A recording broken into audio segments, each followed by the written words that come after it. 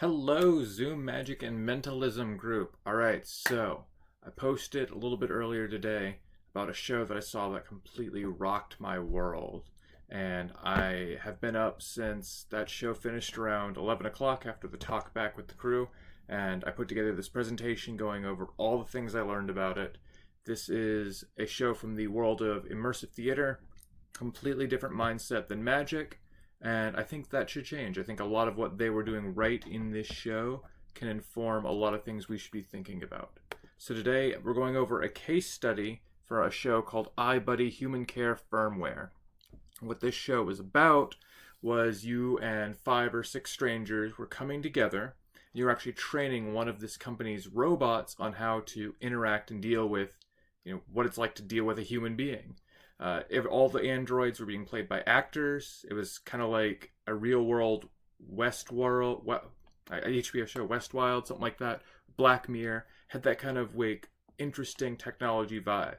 But the key is, as a participant, as an audience member of this show, you are also becoming a character in this show. And the choices and decisions you make and the way you interact with the play space actually impact how the story evolves and changes. They want you to go towards a certain ending, and the show is designed to facilitate that happening, but the choices you make along the way completely alter the experience in the roadway that takes you there. It has a lot of the same energy as those Telltale games, real popular decision-making games like the Walking Dead one that came out a while back. So it's done by a company called We Are Totally Human. You can check out their website here. They've got a couple of other shows, but we're going to be talking about this one here today. So the first thing I want to bring up that a lot of magic shows are missing and that this show had really well was a core premise and theme. And they start bringing you into this premise and theme right from the beginning. This is actually the blurb that you see when you're reading about the show on their website. I'm not going to read it to you verbatim. You can take a look at it here. But the core idea is that this company, this fictional company in the year 2030, has invented these robots that can go out and spend time with people and make them feel less lonely. But they're trying to test them to make sure that they work as intended, or they've been trained to some extent before they're put into service. So that's before you even buy your ticket. Once you're there, instead of just playing a boring countdown video getting people ready, their waiting room video is a corporate reel for that fake corporation within the world of the fiction that we're living in for the purposes of this game. And it's talking about all the other products this company's released, the exciting new things that are on the horizon. It's got that synergized background corporate-y music you can all think of. You know the stuff. So the minute you log into this Zoom meeting, you're already being put into the headspace to play along and start engaging with this experience. Now, there is room for magicians to do this better, but I think this is one thing that some of the experts in our field have really started to nail down and get a feel for ourselves. I'd like to point to Stuart McDonald's Richard Preston character as an incredible example of this. He actually made a YouTube video almost exactly like what I described for the fictional company, where it actually goes into the fictional history of his character Richard Preston. And it talks about the idea of this is a magician who was cryogenically frozen in the 60s and has been revived now to entertain us because of the pandemic. Originally he was frozen to be the first entertainer on Mars. So we are stepping into a fictional world when we go see that show. The part where the iBuddy program exceeds that is that asks you not just to come as you are into this fictional world, but to some extent put on a new character, put on a new persona as you exist in this fictional world. Watching Richard Preston show, you are who you are watching that show. But if you buy into the premise, you can still interact with him as if he's a relic of this other world. Whereas in the iBuddy show, it asks you to make choices not just as you normally are, but as a person, actual character living in this 2030 fantastical world. Now, another person who's dabbled in this sort of thing, and I think is doing a good job too, is Lucy Darling's show by Carissa Hendricks. Hers is more, I'm really having trouble putting words to it in a lot of ways, because there is a moment at the beginning of her show where they talk about they're broadcasting from a secret bunker on the Cayman Islands somewhere, and her character is so compelling that you want to interact with her character as it is. You really see her as a real person, and with those idiosyncrasies for the purposes of that show, but you don't have to be anyone different than who you are to interact with her. You can be your normal person interacting with this interesting person. So I think there's a lot going on there. And we're going to touch on some other things she does to really make you feel engaged in the experience besides just engaging in the premise. So we'll circle back to some other amazing things she's done. So now that we've talked about how iBuddy pulls you in, we can see that this has been a universally fun experience for humans in the past.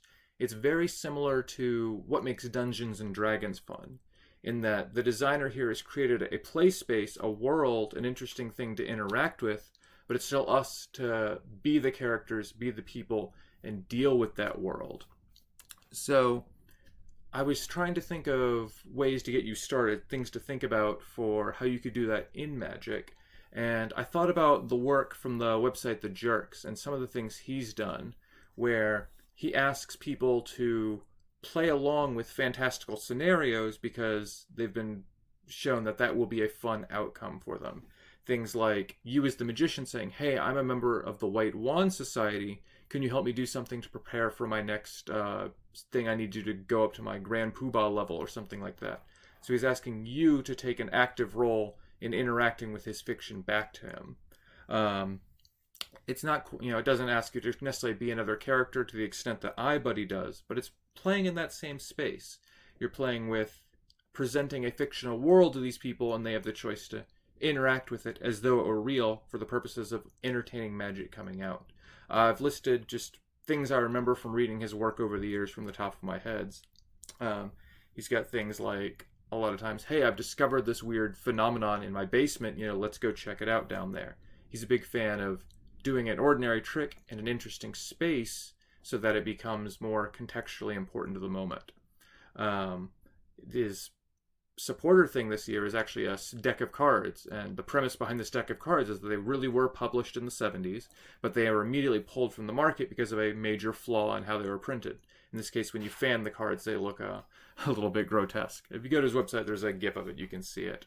So things like that is the kind of world building he creates, and I think that's a great starting point for inspiring your own world building. I'll mention this last one here at the bottom real quick. It's real interesting. He's got an idea of you invite someone over to your house and you do 5 or 6 little games with them, and they all seem kind of meaningless. But then you talk about, I've been on this date for the last 12 years, every single day. Every time I wake up, it's the exact same thing. Let me prove it to you. And he's got notebooks around his house with filled, dated from like dates and dates and dates back, that it perfectly predicts the outcome of the games that we just played together. And it's all just using common forcing techniques and things like that. But when they're all revealed as this one big hit, it's like, whoa, this is real. And, you're forced to contend with it for just a second, which is really fun. It's fun to play in that space. So think about things like that in your Zoom shows going forward. What can you do to get the audience to buy into the experience? Now, once you've got a theme and an experience you want them to buy into, you need something more concrete to give them a way to interact with that space in a way that you want. This is a core game design principle. And you need to give your audience a goal. And you need a goal, frankly. I'm thinking back to magic shows I've seen both in person and on Zoom. From a theatrical perspective, there is no goal except what you're trying to accomplish in any individual trick. And even then, they're like, why do you care kind of goals? Like, yeah, okay, we lost my card to deck of cards, but I mean, if we wanted to, we just flip them over one at a time. We'd find it. That's not a compelling goal. That's not the kind of thing that makes a person not decide just to sit in a chair all day. That's not something that gets people out doing things. It's not something that drives people forward. iBuddy had an amazing goal for you as an audience member, and that's blowing away. I can't think of any magic show where I've had a real goal as an audience member. So when you're training your androids in the iBuddy program, they're scored on each round, and there's 5 rounds of training, and you train them in different activities, like how to make a peanut butter sandwich, or how to give a good hug, or how to give a good compliment, things like that. And you're scored on a scale of 1 to 5. So you have a goal. You're not doing it just for the sheer fun of it, but there is a somewhat competitive angle to it. You want to score points by teaching your android to do these things competently. And that one goal gets 9 or 10 strangers who don't even know each other all working towards this one specific goal, which is really, really powerful. And you're told you know you succeeded because you have to get 18 out of 25 points. Humans are imperfect. They're not androids, so of course we can't expect you to get 25 points naturally, but if you can earn 18 out of 25 points, your android will graduate and go into service and begin helping people. That's a specific goal you have. And then the fictional company within the narrative has the goal of getting these robots trained and out the door. So you've got two goals that you're both working towards. But now that you've got a goal, we can add tension to the mix. Here's the key. When Storytelling 101, if you want to create conflict and create interest and intrigue, you need to have goals that are in conflict with one another. Here's how iBuddy turns up the tension in their show. After you've done the second round, so you're starting to care about the process, you care about your android, you've met your team members, you're forming, little human bonds.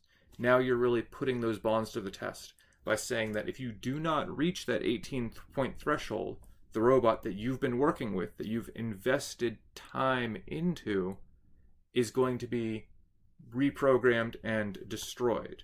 Your robot will be seen as a malfunctioning robot, untrainable. All that time will be wasted, which you want to avoid, but also this somewhat alive thing that you've interacted with is going to be functionally killed in a PG manner. And now you're like, whoa, I really need to do better. I need to get more than just a 3 on all 5 of these actions. I need to get 4s and 5s if I want to have any hope of my android not getting destroyed. And that's intense. That creates stress. That creates drama. Now everyone's on the same page. And it gets worse. Every one of these teaching sessions only lasts 5 minutes long. And the whole time, every minute, the master company is blasting out, okay, volunteers, we have 3 minutes left on this task. When we move on to the next one, we've got 2 minutes left. We've got 1 minute. Then it does a 14-second countdown where you're scrambling to tell your android things at the last second so they have a hope of taking something away from this experience. Because after these 5-minute teaching sessions, we all go out to the general session, which come out of the breakout rooms. Which in the moment, I'll explain the exact structure of the show. But you're in these breakout rooms with your android. Then you come out of the breakout rooms and you're with all the people watching the show. And each of the androids then talks about what they learned from the people to the entire room of everyone. And then they're graded based on their responses on what they learned. And it's intense, as they talk about the things you taught them. You're like, oh, did I mention that? You hear what the other robots learned, like, oh man, we forgot to tell them that. Oh no, are we going to get points? And then you're graded and you're like, okay, we got a 3. We're still in it. But we need to step it up. We need to get a 4. We need to get a 5. The whole time your brain is counting. You're keeping up the math. It's like, oh gosh, now we got to get a 5 on that one because we only got a 2 on this one.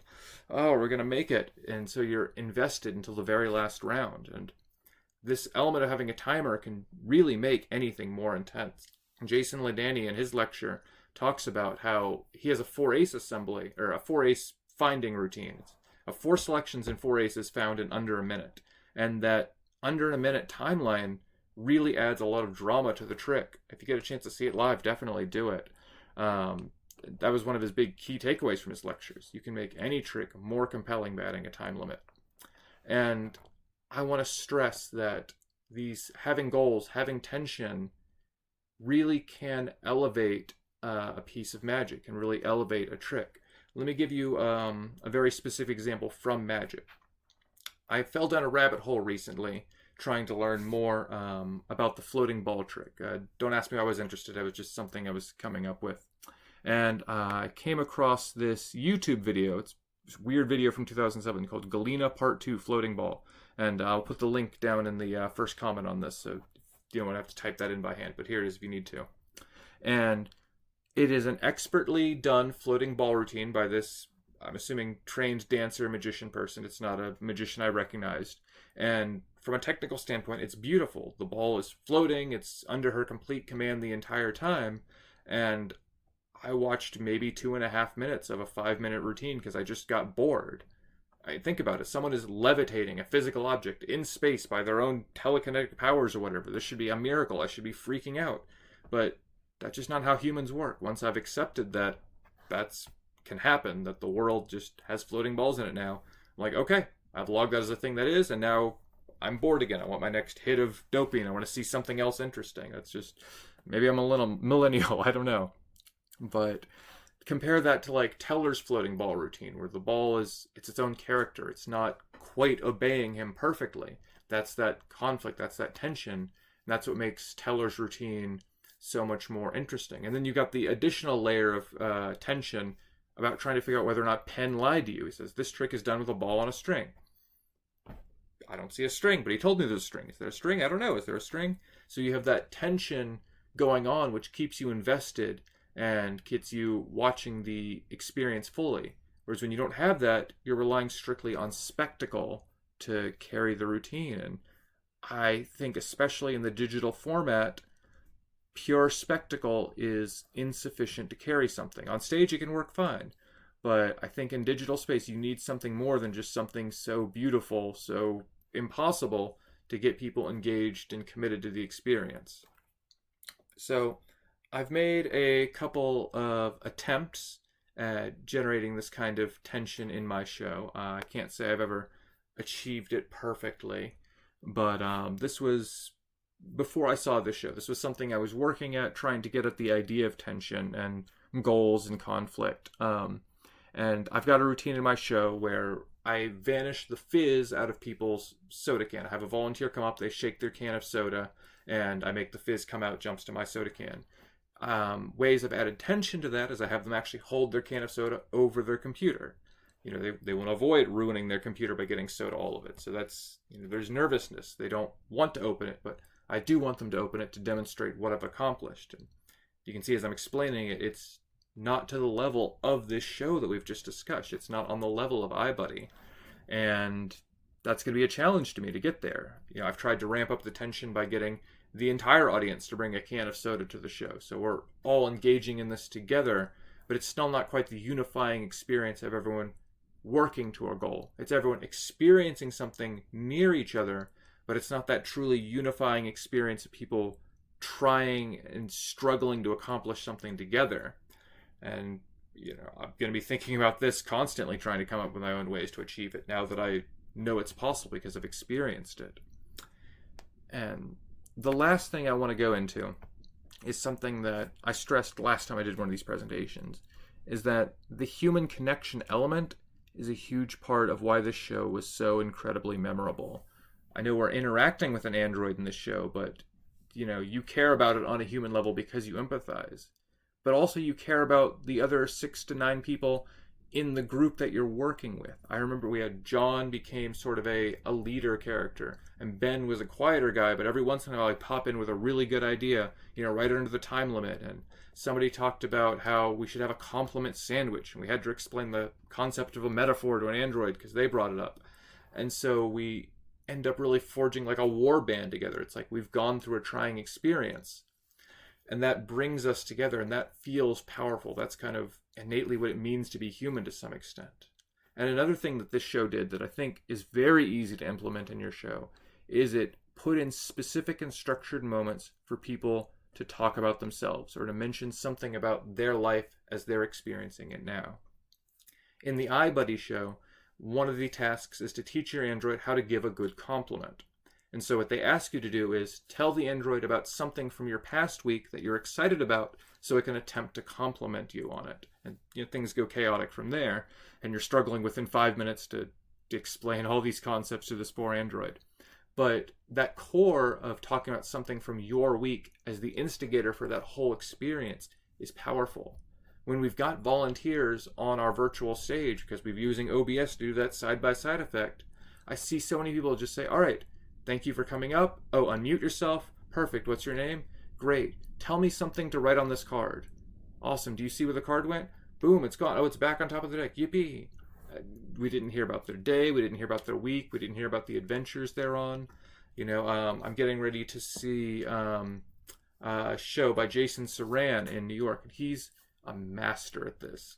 He's got several elements in his show where the few people who are getting to see the performance talk about what they've been up to on quarantine, what their projects are. We have chances to show our pets. And that is a chance to really be human together. And that's incredible.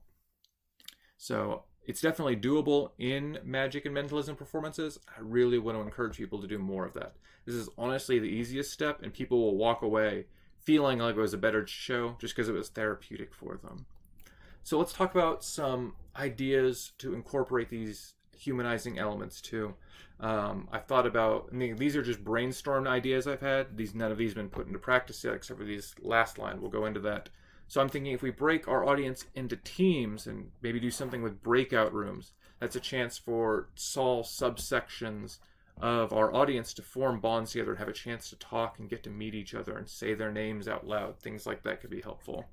As I mentioned, let people introduce themselves when they volunteer, really talk to them, engage with them as people.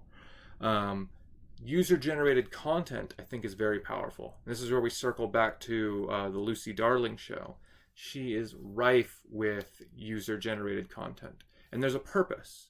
I think she did a lecture or a interview with the Penguin Magic podcast, and she talks about how in her show there are elements of game design where the sub-game of her show is to make Lucy Darling laugh, because she's established herself as a witty person who can make you laugh. So if you can make her laugh, you're clearly also a witty and interesting person, which makes you feel good about yourself. So as she attempts to achieve that, she builds up to that. There's a caption contest where people submit captions to funny pictures, and that's an attempt to make her laugh. You submit your own questions for her to try and muddle through and find a witty answer to in the heat of the moment. She genuinely doesn't pre-screen these. It's true improv. She's a master of her craft at that. And that's a chance to generate something interesting. And it's fun to eagerly await to see your suggestion be put up on screen. It's exciting. It builds engagement. It makes you watch the rest of the show more closely, anticipating that moment. She also has a moment where they have a best dress contest, which I would clearly lose right now, but that's fun. It encourages people to have their camera on, to be engaged, because they know that there's a chance to win something, and that's really fun. So I'm not saying steal any of those ideas, but use that as a jumping off point for ways you can get people engaged in your show on a more physical and concrete level, because they're helping build the show with you. That's so much fun. So we're coming up to the end. This is the breakdown of the show. So when you first come in, you get to see the Faceless Corporation. They give you their speech. You get to learn more about them as a company, those sorts of things. Then you meet XY, who is your guide android and sort of acts as the game master, the dungeon master, master of ceremonies for this. So she's the one who introduces you to your 4 androids that you could potentially be working with.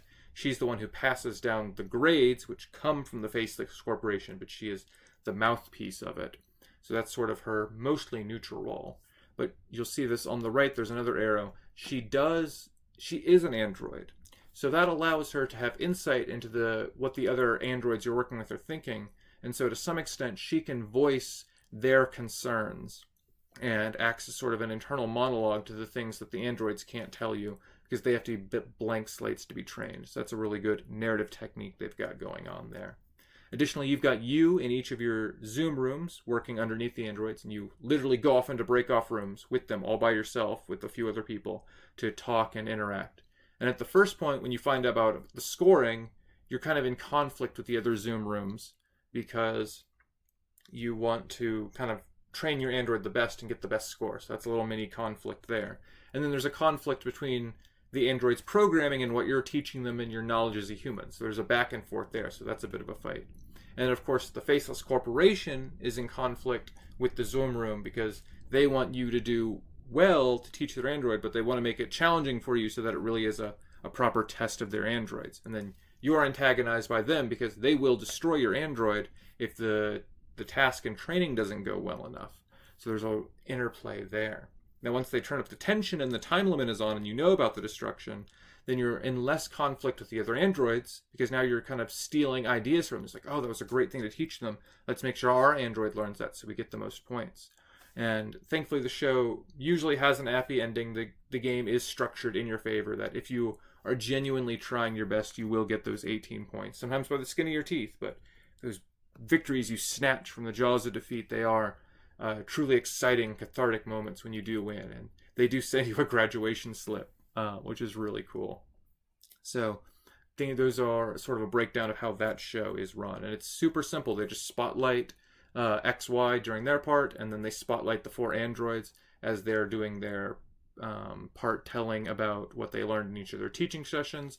The breakout rooms are done as individual free-for-alls and gallery views, so you're all talking and you're seeing the other people in your group how to teach your android, and you're seeing their stress on their faces. They just can't find the words to get through to this poor creature. And they've used, just the regular Zoom backgrounds, not even the green screen backgrounds. Just the virtual background feature to put themselves in that, industrial looking space. So really, really simple use of technology here, but through good structure, it's very compelling and interesting. So I really encourage you guys to go show these guys some love. They've created an incredible experience here. Unfortunately, that was the last production of iBuddy for a while. I think they said it's coming back in March when the performers' schedules align. They do have another show called Mars Raider, which is about working with a team trying to get them successfully home from Mars after their spaceship has some problems. That is actually running tonight on the 23rd at 8 p.m. Central Time. So if you have a chance, it's $19. Go show them the love. I think if we show up with like 100 people that night, it's going to blow their mind. They'll be so happy. I'd really love for you guys to go check them out if you get the chance. You will not be disappointed. It's such an incredible experience. Now, if you want to brainstorm any of these ideas with me personally and talk it over, I love talking about these things. I will review literally any show I get invited to. I love coming to see these shows. This is my treat for myself to get to come see these things and then chat about it with you afterwards.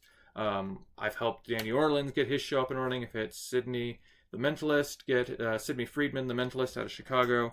I helped him design this scene in his Zoom view so he could, be playing his piano in front of all of his guests.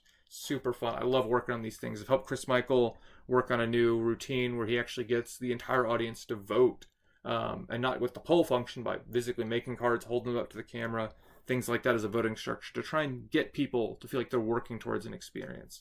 I love doing that kind of stuff.